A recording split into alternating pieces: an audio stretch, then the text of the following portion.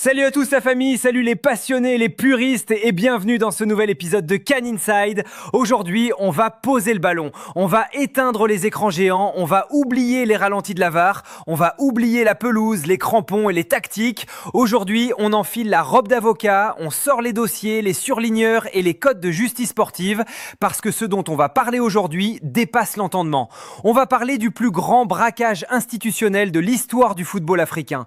Comme vous le savez, la Confédération africaine de football, la CAF, a officiellement décidé de retirer la Coupe d'Afrique des Nations 2025 au Sénégal pour l'attribuer sur tapis vert au Maroc. Depuis cette annonce, les réseaux sociaux sont une véritable zone de guerre. Ça s'insulte, ça crie au complot, ça parle de corruption, de favoritisme. Mais sur Can Inside, on ne fait pas dans la rumeur de comptoir. Aujourd'hui, on va être purement, strictement et implacablement factuel. Pas d'interprétation douteuse, pas de passion partisane. On va s'en tenir au texte, aux statuts officiels de la CAF et à la chronologie exacte des événements en coulisses. Et je vous préviens tout de suite, accrochez-vous bien à vos sièges. Ce qu'on va dévoiler dans cette vidéo, c'est la preuve absolue qu'il y a eu ingérence et même pire, une manipulation pure et simple de l'administration de la CAF sur le jury d'appel qui a statué sur ce match. Ce n'est plus une théorie du complot, c'est une réalité documentée, actée et prouvée par les propres textes de l'institution. En ce moment même, la Fédération sénégalaise de football est en train de boucler son dossier en béton armé pour aller attaquer cette décision devant le TAS, le tribunal arbitral du sport à Lausanne. Tout le monde pense que la bataille au TAS va se jouer sur le fond de l'affaire, c'est-à-dire est-ce que les joueurs sénégalais avaient le droit de sortir temporairement de la pelouse? Est-ce que l'arbitre aurait dû siffler l'abandon définitif? Est-ce que le Maroc a bien fait d'accepter de tirer son penalty? Tout le monde débat là-dessus. Mais réveillez-vous les frères, le scoop absolu, c'est que ce procès au TAS ne va même pas aller sur le fond. La partie sénégalaise a déjà gagné la bataille de la forme dans le droit sportif international et la CAF le sait pertinemment puisqu'elle perd la majorité de ses dossiers au TAS à cause de ça. S'il y a un vice de procédure ou une irrégularité majeure dans la manière dont un jugement a été rendu, la décision est immédiatement déclarée nulle et non avenue. Tu peux avoir tous les torts du monde sur le terrain. Si le tribunal qui te juge est illégal, incompétent ou manipulé, le jugement saute de manière automatique. C'est la base élémentaire du droit. Et croyez-moi, des vices de procédure, des dysfonctionnements, des irrégularités grossières et des viols manifestes des textes officiels, ce dossier en est rempli jusqu'à la gueule. Ce n'est pas la décision en elle-même de donner le trophée au Maroc qui est le plus choquant aujourd'hui, c'est la manière occulte, illégale et manipulatrice dont cette décision a été fabriquée dans les couloirs du Caire, au mépris total de l'équité sportive. Pour bien comprendre la folie de cette situation, pour comprendre comment la CAF a littéralement piégé le Sénégal tout en mettant le Maroc dans une situation terrible d'illégitimité institutionnelle, il faut remonter le temps. Il faut rembobiner le film pour se placer exactement 15 jours avant la fameuse réunion du jury d'appel. 15 petits jours avant le verdict dramatique qui a fait trembler toute l'Afrique du football. C'est à ce moment précis qu'un événement totalement inexplicable, silencieux mais dévastateur s'est produit au siège de la CAF. Un événement qui a consisté à décapiter le système judiciaire de la Confédération pour laisser le champ libre à toutes les magouilles possibles et imaginables. Dans toute institution sérieuse, il y a une séparation stricte des pouvoirs. D'un côté, l'administration, les dirigeants, de l'autre, la justice, les commissions indépendantes. Et pour garantir que l'administration ne vienne jamais dicter ses lois aux juges, il y avait un homme, un seul, qui faisait office de muraille infranchissable. Ce pare-feu absolu portait un nom, Yacine Osman Roblé. Ce monsieur occupait le poste ultra stratégique de directeur des organes indépendants de la division juridique. En gros, c'était le patron du secrétariat de la justice de la CAF. C'est lui qui proposait les jurés, c'est lui qui vérifiait les conflits d'intérêts, c'est lui qui s'assurait que la loi soit respectée à la lettre. Il était en poste depuis plus de 5 ans, reconnu par tous pour son intégrité et son professionnalisme sans faille. Et pourtant, à la fin du mois de février, en plein milieu de l'instruction de la finale de la CAN, Yacine Osman Roblé est convoqué. On ne lui reproche aucune faute, on ne lui donne aucune justification valable. On lui dit juste qu'il y a une vague restructuration en cours. Et on le vire, sans préavis. On le jette à la rue 15 jours avant le procès le plus important de l'histoire de la CAF, sans même nommer de remplaçant. C'est là que le scandale commence. Mais quand on découvre l'identité de l'homme qui a signé ce licenciement abusif, on bascule carrément dans la science-fiction institutionnelle. Parce que oui, la famille, c'est là qu'on bascule dans la 4e dimension. L'homme qui a signé la lettre de licenciement de Yacine Osman Roblé, l'homme qui a décapité la justice indépendante de la CAF à 15 jours du verdict le plus important de la décennie, ce n'est pas n'importe qui. C'est le secrétaire général en personne de la Confédération africaine de football, Monsieur Véron Mosengo Omba. C'est le numéro 2 de l'institution, le bras droit du président Patrice Motsepe. Sur le papier, on pourrait se dire « Bon, c'est le grand patron de l'administration, il a le droit de virer ses employés ». Sauf que non, 1000 fois non. Et c'est là que le dossier de la Fédération sénégalaise de football devient une arme de destruction massive pour le tribunal arbitral du sport. Accrochez-vous bien à cette information parce qu'elle est d'une gravité sans nom. Depuis le 15 octobre de l'année dernière, Véron Mosengo Omba n'a absolument plus le droit d'exercer ses fonctions. Il a atteint et dépassé la limite d'âge légale fixée par les statuts de la CAF pour occuper ce poste. Depuis la mi-octobre, cet homme est un fantôme administratif. Il n'a plus aucune légitimité juridique. Sa signature ne vaut plus rien. Comment un homme dont le mandat est officiellement périmé, qui n'est même plus censé être dans l'organigramme exécutif de la CAF, selon leur propre texte, peut-il prendre la décision unilatérale de virer le garant de l'indépendance de la justice à 2 semaines du jugement de la CAN 2025 ? C'est une folie furieuse. Même les membres du comité exécutif de la CAF, dont maître Augustin Sangor, sont montés au créneau en interne pour réclamer des comptes à Patrice Motsepe. Ils ont posé la question fatidique. Au nom de quoi un homme hors la loi statutairement prend-il des décisions aussi capitales ? Mais attendez, ne partez pas, on n'a pas encore touché le fond de la piscine. Parce que la nature a horreur du vide. Une fois que le garant de l'indépendance, M. Roblé, est dégagé, il faut bien que quelqu'un s'occupe de composer le fameux jury d'appel pour juger l'affaire du Sénégal et du Maroc. La présidente de la commission a besoin de 5 jurés. Normalement, c'est le secrétariat indépendant qui gère ça. Mais là, il n'y a plus personne. Alors qui s'en charge ? Qui va murmurer à l'oreille de la présidente les noms des 5 juges qui vont condamner le Sénégal sur tapis vert ? Eh bien, c'est un certain Cédric Aguet. Son titre, directeur des affaires légales de la CAF. Et c'est là que le mur de la séparation des pouvoirs explose en 1000 morceaux.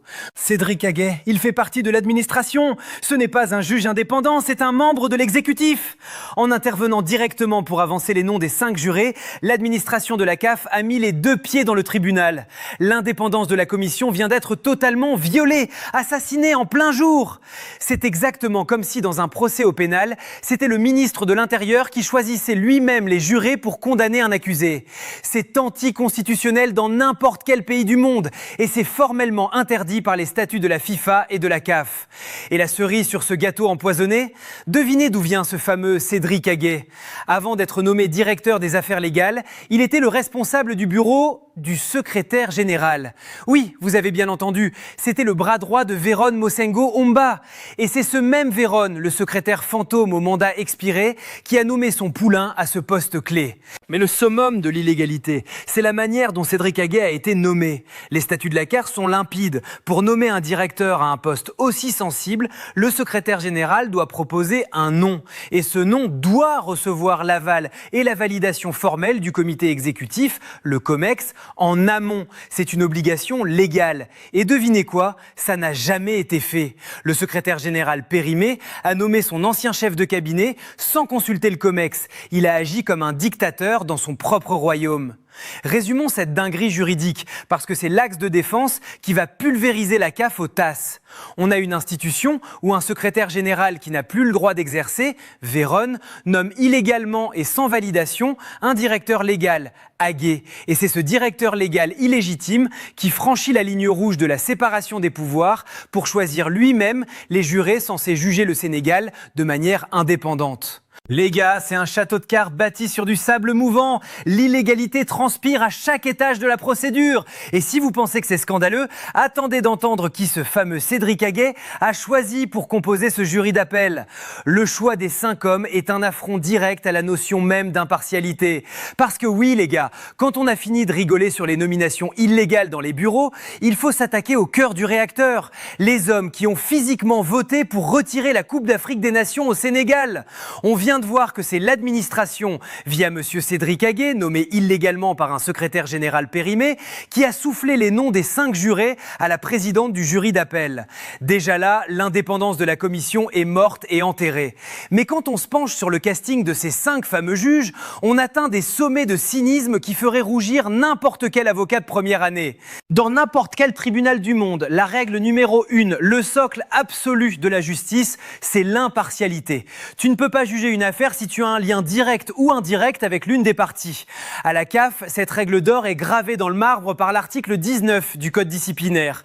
Cet article stipule très clairement que chaque membre d'un jury a l'obligation stricte, formelle et immédiate de prévenir l'instance de tout potentiel conflit d'intérêts avant même le début d'une réunion.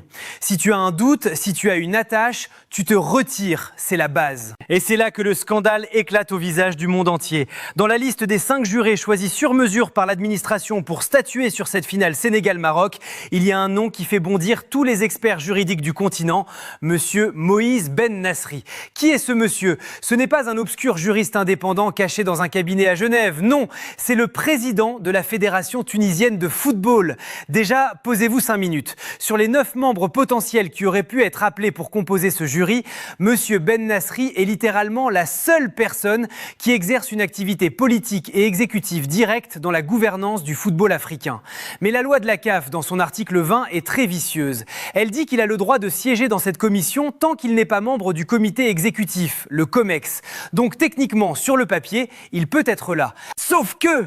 Et c'est là que le génie machiavélique de cette manœuvre s'effondre devant le tribunal arbitral du sport. Ce fameux Moïse Ben Nasri, en tant que patron du foot tunisien, appartient de fait à une sous-confédération régionale extrêmement puissante en Afrique. Cette organisation politique s'appelle l'UNAF, l'Union nord-africaine de football. C'est une alliance régionale qui défend des intérêts communs, qui vote souvent en bloc et qui crée des liens de solidarité indéfectibles entre ses membres. Et devinez la famille, quel est le pays phare, le membre le plus influent et le plus puissant de cette fameuse UNAF?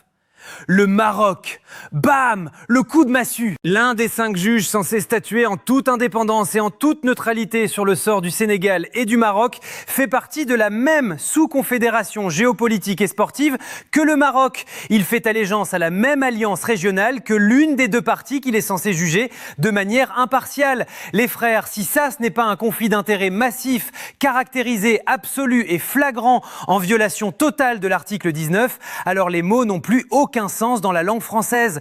Comment Cédric Haguet, le directeur légal de la CAF, a-t-il pu consciemment glisser le nom d'un membre de l'UNAF pour juger le Maroc? C'est une faute professionnelle d'une gravité astronomique. Imaginez un instant, si l'affaire opposait la France et l'Allemagne, vous trouveriez ça normal que le juge principal soit un diplomate européen proche de Berlin? Évidemment que non. Et pour couronner le tout, pour bien verrouiller le scrutin, les enquêteurs ont également mis en lumière la présence dans ce même jury de 5 personnes d'un juge togolais. Quel est le problème avec ce monsieur?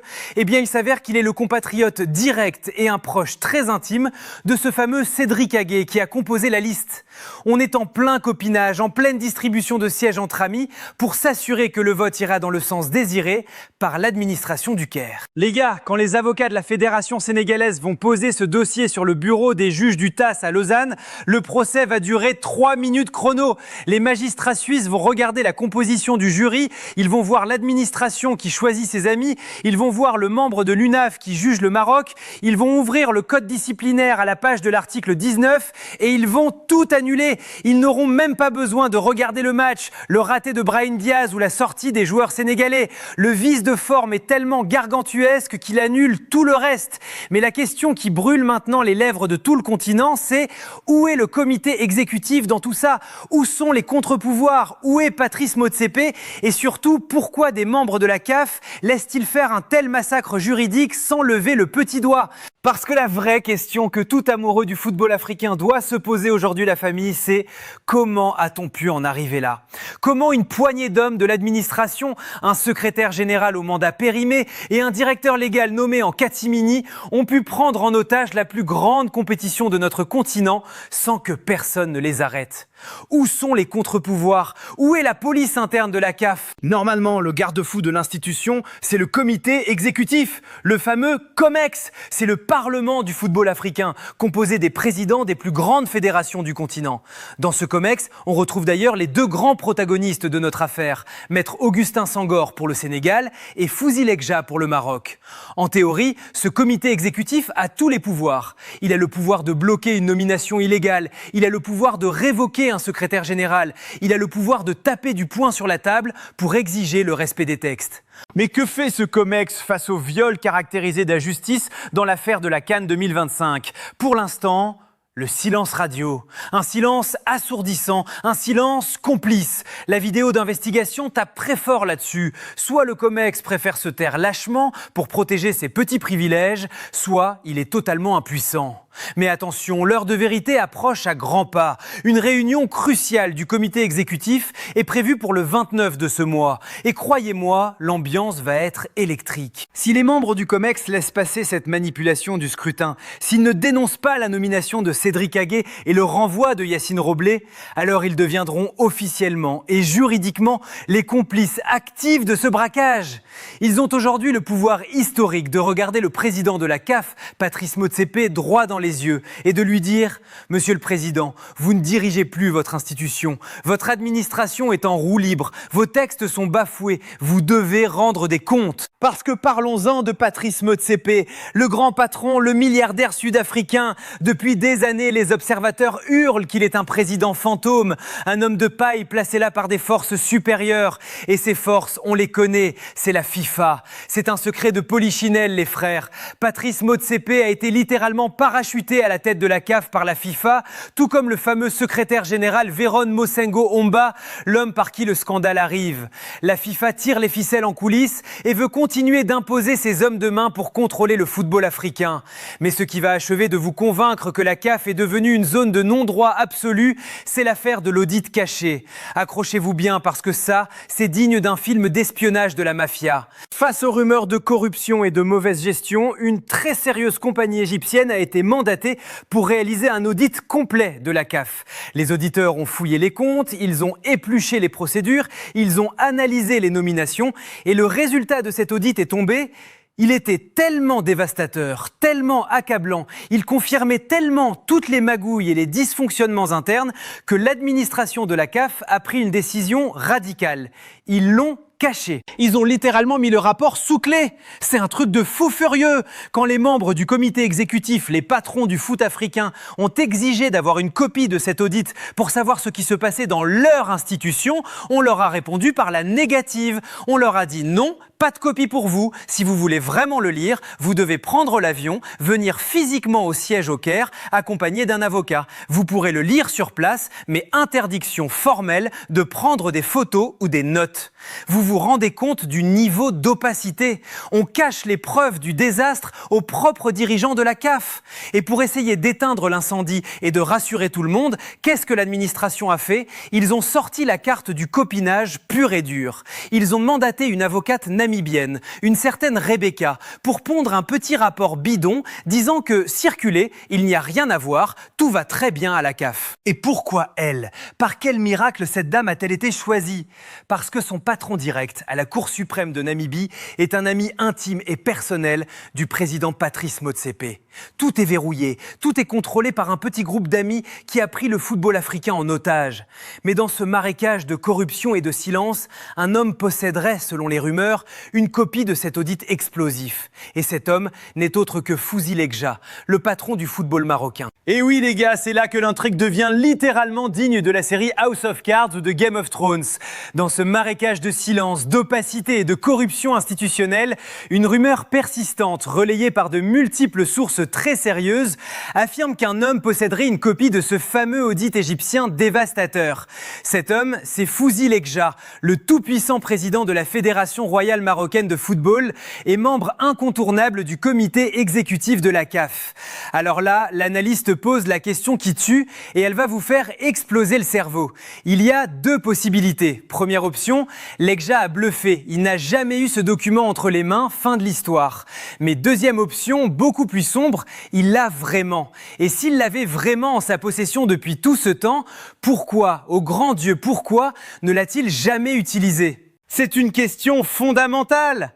Parce que si le patron du foot marocain avait posé cette bombe atomique sur la table du COMEX il y a des mois, s'il avait dénoncé publiquement toutes les magouilles contenues dans cet audit, tout le système mafieux aurait sauté.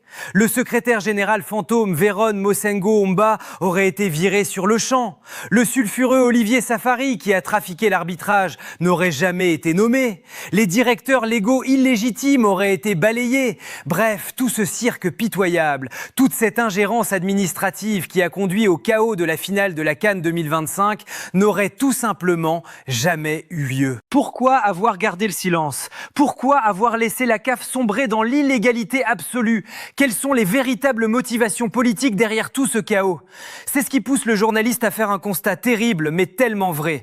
Au final, dans cette histoire, le Sénégal et le Maroc ne sont pas des ennemis, ce sont des victimes conjointes de l'incompétence crasse, de la malhonnêteté et de la manipulation de l'administration de la CAF. Pensez-y 2 secondes, le Sénégal se fait voler une victoire acquise sur le rectangle vert par un tribunal fantoche manipulé de bout en bout. Et le Maroc, de son côté, se retrouve avec un trophée totalement empoisonné.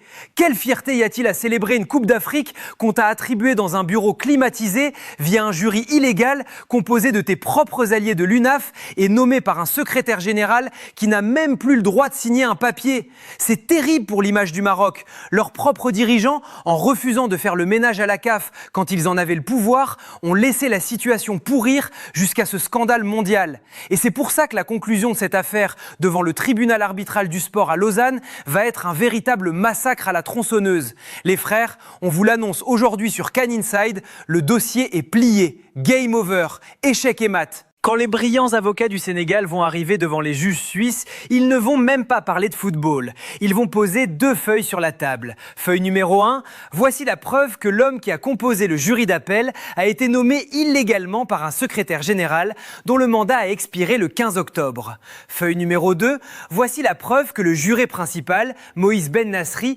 appartient à la même alliance politique, l'UNAF, que la partie marocaine, en violation totale de l'article 19 sur les conflits d'intérêts.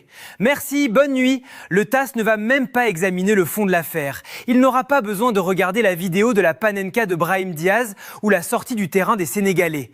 L'ingérence est prouvée, la manipulation est manifeste, le manque d'indépendance est flagrant. Le vice de procédure va pulvériser la décision de la CAF. La Confédération africaine de football va une nouvelle fois être humiliée aux yeux du monde entier à cause de ses dirigeants incompétents qui refusent de changement. Voilà la famille, vous avez désormais toute la vérité, implacable, textuelle et factuelle sur le plus grand braquage du football africain. C'est l'heure de faire trembler l'espace commentaire. Êtes-vous choqués d'apprendre que le Maroc et le Sénégal ont été jugés par un membre de l'UNAF en plein conflit d'intérêts? Pourquoi, selon vous, Fouzi Lekja et le COMEX ont-ils couvert les magouilles de l'administration de la CAF? Le TAS a-t-il le pouvoir de nettoyer définitivement la CAF de ses dirigeants corrompus? Je veux du débat argumenté. Montrez que vous êtes les meilleurs experts du foot africain. Détruisez le bouton like pour soutenir le travail de fond. Abonnez-vous en masse et activez la cloche. Prenez soin de vous les frères, la justice finira par triompher. C'était Can Inside.